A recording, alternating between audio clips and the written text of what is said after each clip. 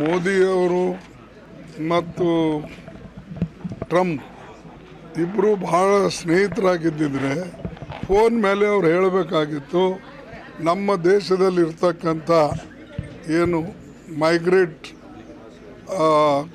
ಇದು ಕೆಲಸಗಾರಿದ್ದಾರೆ ಅವರಿಗೆ ನೀವು ಹಂಗೆ ಕಳಿಸ್ಬೇಡಿ, ನೀವು ಈ ಸಾಮಾನು ಸಾಗಾಣಿಕೆ ಮಾಡ್ತಕ್ಕಂಥ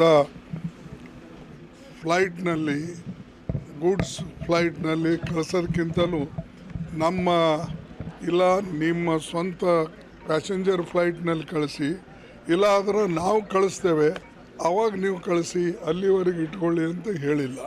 ಹೀಗೆ ನಮ್ಮ ಮೋದಿಯವ್ರ ದೋಸ್ತ ಮೊದಲು ಬಿಗಿನಿಂಗ್ಲಿಂದನೇ ಹೆದರ್ಸ್ಲತ್ತೇನೆ.